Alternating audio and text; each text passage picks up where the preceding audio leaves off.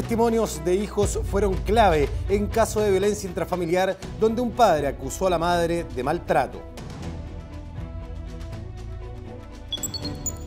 Integrantes del Poder Judicial expusieron avances tecnológicos de la justicia chilena en la 7ª Feria de Tecnología y Justicia.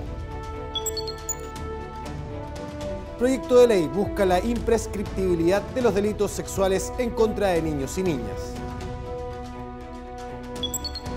La Corte de Apelaciones de Santiago confirmó la sentencia de un tribunal de familia que rechazó una demanda por violencia intrafamiliar presentada por un hombre en representación de él y de sus hijos. Los niños no declararon en contra de su madre, lo que resultó clave en el veredicto del tribunal al no existir otras pruebas. Un hombre presentó una demanda por violencia intrafamiliar contra su expareja en representación propia y de sus hijos de 12 y 11 años de edad. La madre argumentó que no existían antecedentes que legitimaran la acción, algo que finalmente fue corroborado por el primer Tribunal de Familia de Santiago, fundamentalmente porque los niños se negaron a declarar en su contra. Este es un caso de violencia intrafamiliar en la cual un padre denuncia actos de violencia que realiza la madre en perjuicio de este padre y en perjuicio de sus 2 hijos que son menores de edad. Lo novedoso de esto es que el padre, cuando ejerce la acción, la ejerce en representación de sus hijos, pero no hay ninguna consulta hacia los niños sobre su intención y opinión de poder ejercer una acción en contra de la madre. El fallo de la juez recoge 3 principios fundamentales, que es, primero, entender que los niños en materia proteccional y en materia de cautelares se entienden como sujetos de derecho y no como un objeto que puede estar a merced de las pretensiones de los padres. Justamente al no existir una acusación de los mismos niños respecto de los hechos mencionados por el padre, no se configuran los requisitos esenciales que contempla la Ley de Violencia Intrafamiliar y la legislación sobre tribunales de familia. Para Karen Hoyuelos, magistrada que redactó la sentencia, tuvo especial relevancia la Convención de los Derechos del Niño y las directrices establecidas especialmente en el Comité de los Derechos del Niño en su observación número 14. Y nosotros tenemos que, como Tribunal de Familia, siempre darle cumplimiento a las instrucciones que da tanto la Convención de los Derechos del Niño como el Comité de los Derechos del Niño con sus distintas observaciones. Dentro de sus observaciones, por ejemplo, la observación número 14, que es muy relevante, habla de cómo el interés superior tiene que, le obliga a todas las instituciones del Estado a tener en cuenta lo que opina un niño y a sopesar cuáles van a ser las consecuencias, positivas o negativas, de la decisión que uno adopte. En estos casos no basta con que el padre o la madre denuncien un hecho de estas características, ya que la declaración de los niños es relevante y se valida con el respaldo de un curador ad litem, que es asignado para representarlos en el juicio, considerándolos así sujetos de derecho y no objetos. En este caso, la sentencia fue confirmada por la Corte de Apelaciones de Santiago, que agregó otro argumento. Se siguió en la Corte y en la Corte de Apelaciones, la Corte dictó una sentencia confirmando la sentencia de primera instancia y señalando algo un poco más novedoso, que es que el curador, al representar a los niños, en el fondo, dejaba sin legitimación activa al padre para poder apelar de la resolución que perjudicaba, según él, a los hijos. Es decir, la Corte estimó que no había perjuicio para el padre porque él no representaba a los niños, sino que era el curador ad litem en este proceso judicial. La Corte confirma este fallo y también determina que lo importante de esto es que los niños estuvieron representados en un juicio, ¿cierto?, legalmente tramitado, y se hace valer la voz de los niños en ese sentido en este fallo. En este caso, el razonamiento distingue que se habla de niños de 12 y 11 años y que las circunstancias que rodean la denuncia no acreditan la supuesta agresión. De ahí para la magistrada la importancia del rol de los curadores, que se entrevistan con los niños para luego hacer la representación. Que efectivamente casos complejos y graves, que independiente de que la voluntad del niño no sea condenar, uno tiene que también vislumbrar cuáles son todas las distintas aristas del caso en particular. En este caso particular no se daban esos casos de gravedad y se trataba de niños más bien grandes que tenían muy claro la situación que vivían con cada padre o con cada madre. Otra de las dudas responde a si existe un trato distinto para las denuncias, tanto en su presentación como en su proceso, dependiendo si quien las hace es un hombre o una mujer.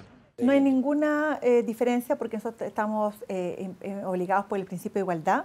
En el sentido, nosotros vemos la violencia en forma general para hombres o mujeres, ¿ya? Efectivamente, la tendencia habla más bien de que las denuncias son más bien presentadas por mujeres, pero hay muchas denuncias presentadas por hombres y nosotros les damos el mismo tratamiento. Mismo tratamiento para los denunciantes de la violencia intrafamiliar, que deben acudir a las policías, el Ministerio Público y también directamente a los tribunales de familia. En el marco de la 19ª Cumbre Judicial Iberoamericana que se desarrolló en Ecuador, se realizó la 7ª Feria de Tecnología y Justicia 2019. Diferentes países expusieron acerca de la incorporación de nuevas tecnologías para la administración de justicia y además se dictaron charlas de instituciones especializadas que mostraron los últimos desarrollos tecnológicos. El presidente de la Corte Suprema, Haroldo Brito, junto a representantes del Poder Judicial, asistió a la 19ª Cumbre Judicial Iberoamericana realizada en Ecuador. En este lugar se desarrolló además la 7ª Feria de Tecnología y Justicia 2019, que se centró en la pregunta ¿cómo la incorporación de nuevas tecnologías facilita el acceso de los usuarios a los servicios de justicia? Una materia donde el Poder Judicial chileno mostró sus herramientas para entregar un servicio más ágil, oportuno y eficaz a la ciudadanía. Chile está exhibiendo principalmente la tramitación digital, lo que tiene que ver con la oficina judicial virtual, el ingreso de demanda escrito por parte de los abogados y los sistemas de tramitación como tal, incluyendo también todo lo que tiene que ver con aplicaciones móviles, aplicaciones de receptores, aplicaciones que permiten consultar las causas e ingresarlas también. Cientos de personas, incluidos presidentes de Cortes Supremas, ministros, jueces, funcionarios y representantes de todo Iberoamérica, llegaron hasta el stand de Chile donde Mauricio Rodríguez, jefe del Departamento de Informática, y Roberto Villalobos, jefe de proyectos de este departamento, respondieron dudas. La evaluación fue positiva en comparación a otros países. Lo evalúo bastante bien, si bien todos los países están avanzando sistemáticamente en incorporar expediente digital, por lo menos Chile es el único país que lo tiene a nivel nacional y completo. Durante la actividad, Roberto Villalobos expuso en un ciclo de charlas sobre las aplicaciones móviles implementadas en Chile.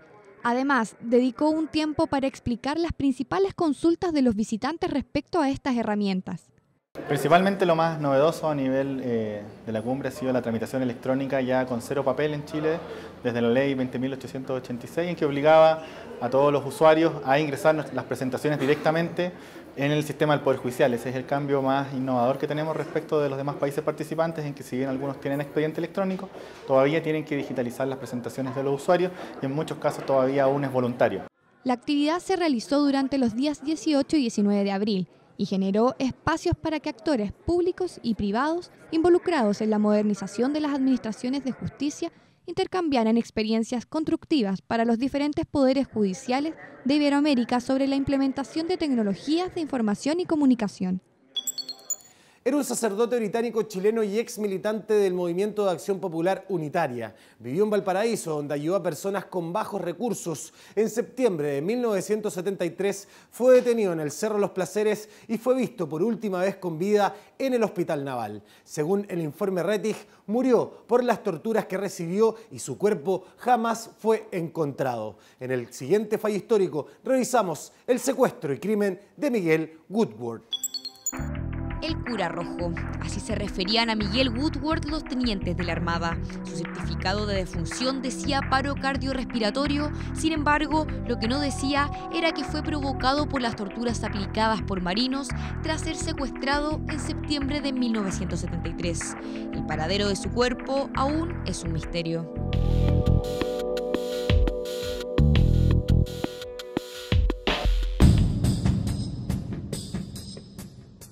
Miguel Woodward Iribarri estudió Ingeniería Civil en la Universidad de Londres y volvió a Chile para ser sacerdote. En el gobierno de Salvador Allende fue elegido como coordinador de las juntas de abastecimiento y control de precios, situación que lo llevó a recibir el apodo de cura rojo y fue alejado de las prácticas sacerdotales. Dejó su profesión y se dedicaba a cuestiones de aspecto social en Valparaíso, y después que ocurre el golpe de Estado, entonces es una persona buscada porque habría sido una persona de izquierda. El sábado 22 de septiembre de 1973, Woodward fue secuestrado por funcionarios navales en Valparaíso y fue llevado a la Universidad Técnica Federico Santa María. Ahí, mientras era asfixiado en la piscina, los torturadores le preguntaban cuántas puntas tenía una cruz. Al responder 4, le pegaban 4 culatazos de fusil. Esta persona, que era un sacerdote, fue retirado de su lugar, después trasladado a una unidad militar y desde allí, en definitiva, llevado a un buque de la Armada y luego de eso, cuando ya estaba en muy precarias condiciones, llevado al Hospital Naval. Luego de ser torturado en el buque Esmeralda y Lebu, se perdió su rastro en el Hospital Naval. Sin embargo, se emitió un certificado de defunción con causa de muerte, paro cardiorrespiratorio. En 1990, en el informe RETIC, se estableció que el paro fue provocado por tormentos. Hay antecedentes y hay testimonios que así lo indican, de que efectivamente sufrió tortura durante sus periodos de reclusión, que él estuvo recluido en varios lugares en Valparaíso, partiendo por la Universidad de Santa María. Y el paro cardiorrespiratorio puede ser una cuestión de choque emocional también, después de tantos ires y venires sin saber exactamente cuál iba a ser su destino, si iba a ser sometido a un consejo de guerra y en qué condiciones. Todo deriva en la posibilidad de un paro cardiorrespiratorio. La primera ministra en visita en el caso Miguel Woodward fue la jueza de la Corte de Apelaciones de Valparaíso, Gabriela Corti, que en el 2004 cerró el caso aludiendo a la prescripción. Sin embargo, el Tribunal de Alzada reabrió el caso, ya que los delitos de lesa humanidad son imprescriptibles, y se designó a la ministra Eliana Quesada. No sabemos en este momento efectivamente dónde están sus restos, pero se otorgó en su momento un certificado de defunción, lo cual demuestra que es una situación bastante especial y más compleja que otros procesos. Por eso es que yo diría que es algo icónico en el sentido de que aún también se guardan esperanzas de poder ubicarlo.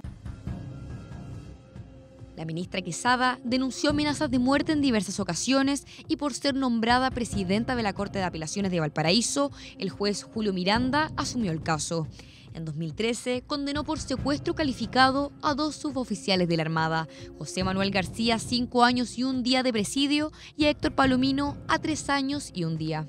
Como ha establecido la reiterada jurisprudencia, no encontrándose el cadáver, ¿no es cierto?, o no encontrándose elementos claros que den cuenta del fallecimiento, estamos en presencia de la figura de secuestro calificado.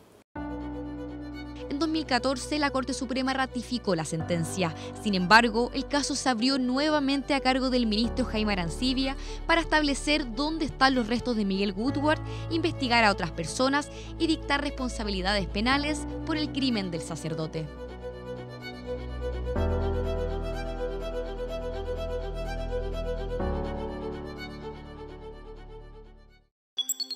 Vivieron una relación de casi 13 años hasta que la muerte los separó y pese a no tener un vínculo legal, la justicia designó al conviviente como el custodio de los restos de su pareja. Un fallo inédito donde el Juzgado de Letras de Los Ángeles reconoció esta relación de hecho pero no de derecho.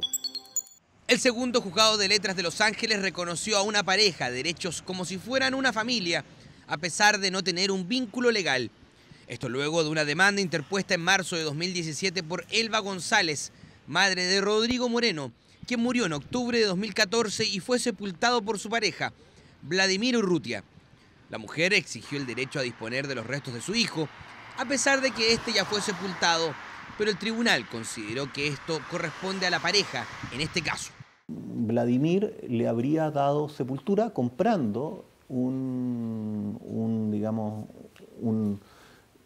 nicho en el cementerio, una tumba. Se cumple con la normativa de cementerios, por lo cual establece que la cónyuge, la madre o los familiares más próximos deberán darle sepultura o quien voluntariamente lo haga, y aquí efectivamente voluntariamente lo hace la pareja. Primero habla este tribunal acerca de qué pasa con un cadáver después de que una persona fallece, lógicamente, qué pasa con sus restos. Cuál es el estatus jurídico de este cadáver. Y lo que señala es lo que ha dicho la jurisprudencia repetidamente, que si bien es una cosa no susceptible de apropiación pecuniaria o un objeto comercial. Esto cobra trascendencia porque vemos que no constituiría herencia, por lo cual la persona que se dio titular de un derecho hereditario no tiene el derecho de exigir esto u otra cosa respecto de ese cuerpo. Anterior a esta demanda en el Juzgado de Letras de Los Ángeles, la mujer había presentado un recurso de protección contra la pareja de Rodrigo Moreno, fundado en la vulneración del derecho a su integridad psíquica, ya que estimó que no se le respetó su última voluntad de ser incinerado. Sin embargo, Vladimir argumentó que ambos compraron una sepultura en conjunto, argumento que prevaleció para rechazar el recurso por la Corte de Apelaciones de Concepción y la Corte Suprema. En un nuevo fallo, esta vez del Juzgado de Letras de Los Ángeles, le entregó a Vladimir el derecho a custodia y conservación del cadáver. Se determina por la sentencia de primera instancia que estaba bien hecho, digamos, el trámite de la sepultura. Y aquí, en cierta manera, habrían ciertos elementos que llevarían a que, ¿no es cierto?, por lo que se discute en la causa, aparentemente la pareja llevaba sobre 10 años, 13 años viviendo juntas, llevaría a pensar que tal vez la mejor forma de reconstituir la verdadera voluntad del difunto sería que permanecería con su pareja. Pese a no tener un vínculo legal, el Código Procesal Penal citado en la sentencia asegura en su artículo 108 que reconoce en el conviviente la calidad de víctima y que el concepto de familia evoluciona junto con la sociedad, tomando en cuenta además que no existía en este momento el acuerdo de unión civil que pudo sellar legalmente la relación. Este juicio conjuga no solamente el estatus jurídico del cadáver y la herencia, sino que también el tema de la convivencia, porque dice que no obstante no existir un acuerdo de unión civil, le da cierto derecho al conviviente, en este caso, para ejercer derechos de la sepultación. ¿Por qué es importante y trascendente? Porque en la época en que fallece, ¿cierto?, la persona que es objeto de este juicio, no existía el acuerdo de unión civil. Hay ciertos elementos que llevan a reconstruir la voluntad que estaría presente en el testamento vital. Pero estos, digamos, antecedentes no se discuten en este pleito, sino que se resuelve algo que suele suceder, que es mucho más de lo común de lo que uno piensa, resolver problemas de derechos fundamentales a través de reglas civiles, en este caso a través del Reglamento General de Cementerios. La sentencia fundamenta la decisión en que adquirieron una casa por partes iguales y formaron sociedad, lo que demuestra lo estable y permanente de la relación. Al ser una causa diferente al recurso de protección ya rechazado, la defensa de la mujer podría apelar. El presidente de la República, Sebastián Piñera, anunció un proyecto de ley para que los delitos sexuales contra niños y niñas sean imprescriptibles. La decisión se fundamenta en el derecho al tiempo de las víctimas para denunciar los ataques. Jaime Concha asegura que su vida cambió cuando tenía 10 años. A esa edad habría sido víctima de violación y abusos sexuales por miembros de la congregación marista. Fue devastador. Yo no sé cómo llegué a esta edad, pude sobrevivir y estoy aquí para contarlo. Significó una fractura en mi infancia, en mi adolescencia, en mi sexualidad, en mi masculinidad. Es un verdadero tatuaje que quedó grabado en mí, en mi alma, en mi vida. El gobierno anunció un proyecto de ley que establece la imprescriptibilidad de estos delitos. Es decir, las víctimas podrán ejercer una acción judicial penal independiente del tiempo transcurrido. La posibilidad que nos dé el Estado de poder darnos el tiempo, de respetar el tiempo que cada persona se toma para poder reconstruir esta memoria traumática, para poder construir y verbalizar un relato que va a ser el pie para una denuncia, es fundamental. Todos los delitos prescriben por seguridad jurídica, ya que no pueden mantenerse indefinidamente sin resolución, lo que también incluye los delitos sexuales. Según establece el Código Penal, estos prescriben a los 5 o 10 años dependiendo de la figura delictual. Sin embargo, cuando las prácticas son contra menores de edad, tienen una particularidad. Los delitos sexuales, si la persona víctima es mayor de edad, se va a contar el plazo de prescripción desde el momento del hecho. Si era menor de edad, una vez que cumplió los 18 años, empieza recién a correr el plazo de prescripción. Y este plazo va a depender de la sanción que tenga asignado el delito en específico. Según un informe de la Fiscalía Nacional de 2017, los abusos sexuales aumentaron un 8,1% y un 75,8% de las víctimas son menores de 18 años. Asimismo, expertos establecen que las víctimas se demoran años en denunciar. Se ha visto en la práctica de que la víctima, sobre todo cuando son menores de edad, muchas veces demoran mucho tiempo en hacer la develación del hecho, lo cual les permitiría a estas personas plantear la denuncia en cualquier momento. Sin embargo, hay autoridades que se oponen a la imprescriptibilidad de los delitos sexuales contra menores con el argumento de la dificultad de probar los hechos. Si bien no es imposible probarlo, pero sí es más difícil, digamos, para la víctima presentar pruebas de que efectivamente el hecho aconteció, normalmente va a ser solamente su palabra, lo que va a generar. Eso no implica que no se pueda lograr una condena. Desde el punto de vista de los tribunales de justicia no debería generar mayor tema, sobre todo porque los tribunales no investigan. El problema eventual lo va a tener el Ministerio Público, que va a tener que probar estos hechos que pudieron haber sucedido mucho tiempo atrás. El nuevo proyecto no castigará los casos actualmente prescritos, ya que las leyes en Chile no tienen retroactividad, algo que está consagrado en nuestra Constitución. En el mundo, Reino Unido, Suiza e Irlanda son países que han implementado la imprescriptibilidad de estos delitos, respetando el derecho al tiempo de las víctimas.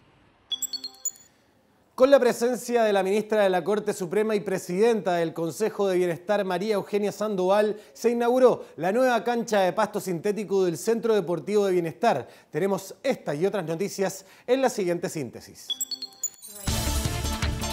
La ministra de la Corte Suprema y presidenta del Consejo de Bienestar, María Eugenia Sandoval, dio el puntapié inicial a los partidos que inauguraron las nuevas canchas de pasto sintético del Centro Deportivo de Bienestar.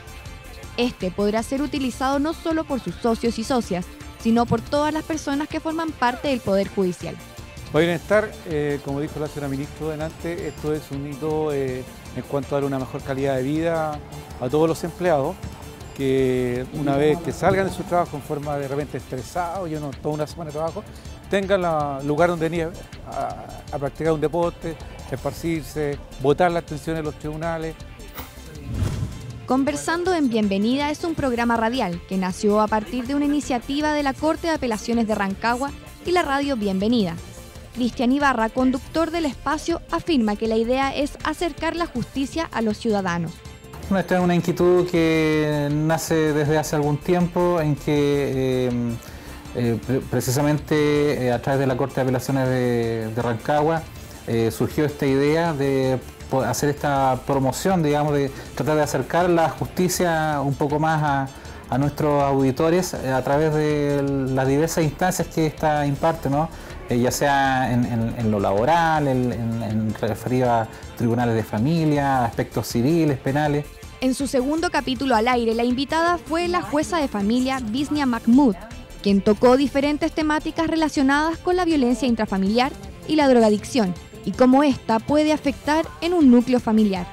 Creo que es maravilloso que la gente conozca lo que hacemos, no solo con la contingencia o con la evaluación de la cual somos objeto, sino que la labor preventiva y la del día a día, que a veces no resuena tanto como evidentemente los casos tan dramáticos que hoy en día hemos conocido. En los tribunales de familia de Santiago se reunieron directores regionales pertenecientes a la Asociación Nacional de Consejeras y Consejeros Técnicos del Poder Judicial, profesionales de la psicología y el trabajo social. Durante días discutieron tanto temáticas gremiales como aquellas relacionadas a la infancia y también realizaron su Asamblea Nacional Anual. Que queremos darle especial importancia y relevancia al tema de la infancia. Nosotros somos consejeros técnicos de los tribunales de familia, psicólogos y asistentes social, especialistas en materia de infancia.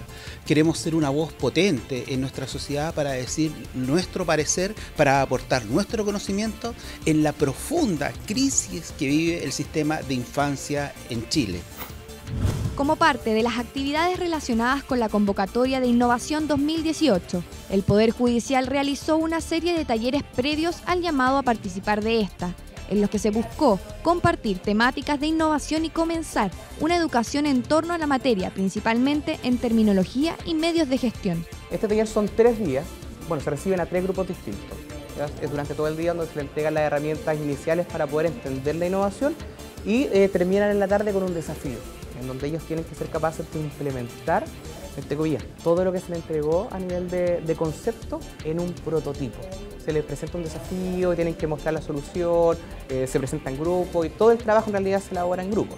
Pablo Cabezas, jefe de implementación de proyectos del Departamento de Desarrollo Institucional, estuvo a cargo de la actividad, la que preparará a los funcionarios para realizar una buena postulación a la convocatoria de innovación, en la que 3 proyectos de excelencia recibirán financiamiento para su realización. Es un problema social que genera graves consecuencias en quienes lo sufren, tanto para su calidad de vida como para su salud física y mental. En la siguiente cápsula educativa explicamos qué es la violencia intrafamiliar.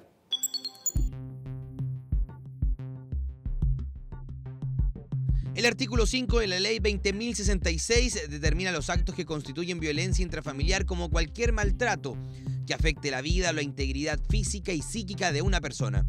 Este maltrato debe afectar respecto del agresor a las personas que tengan la condición de cónyuge o excónyuge, conviviente o exconviviente, pariente por consanguinidad o por afinidad en toda la línea recta, es decir, padres, abuelos, hijos, nietos, o en la colateral, tíos y sobrinos.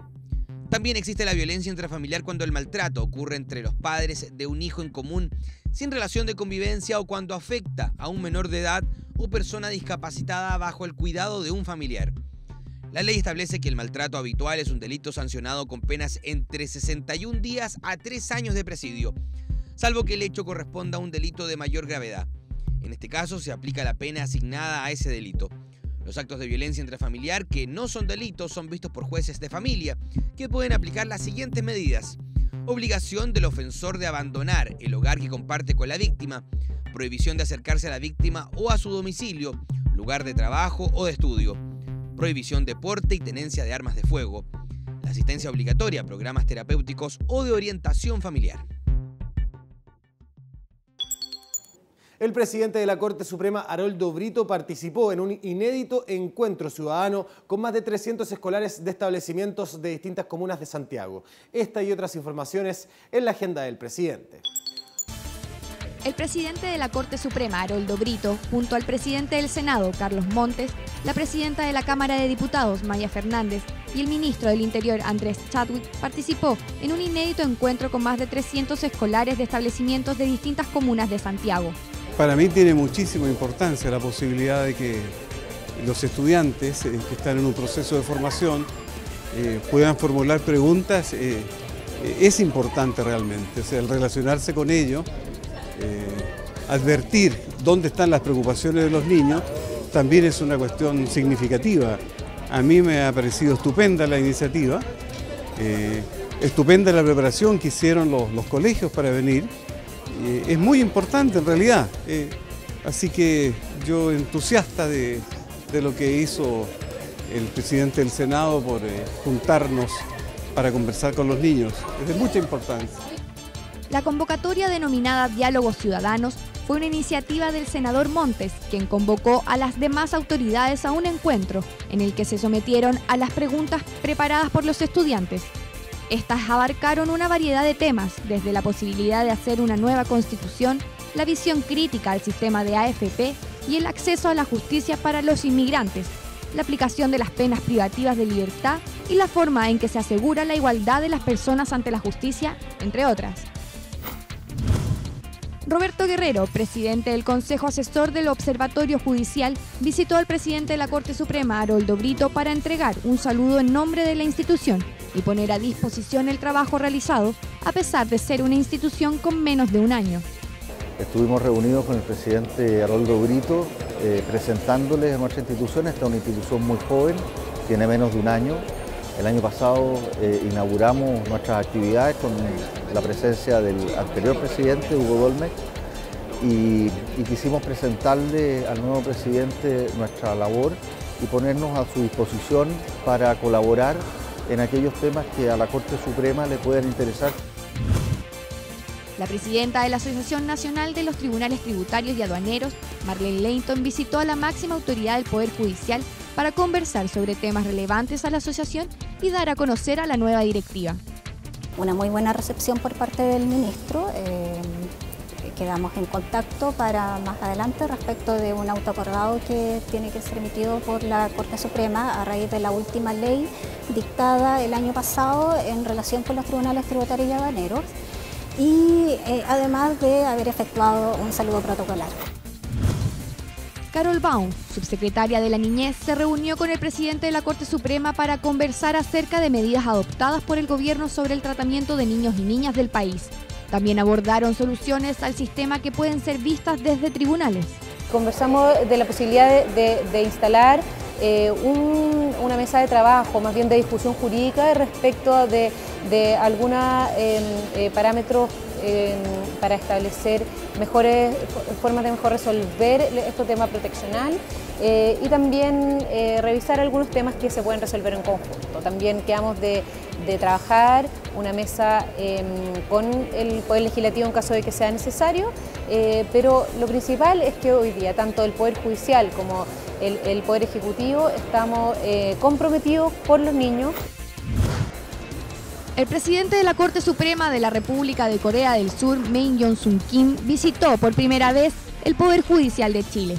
La primera actividad consistió en una reunión con el presidente de la Corte Suprema, Haroldo Brito, que incluyó la firma de un convenio de colaboración.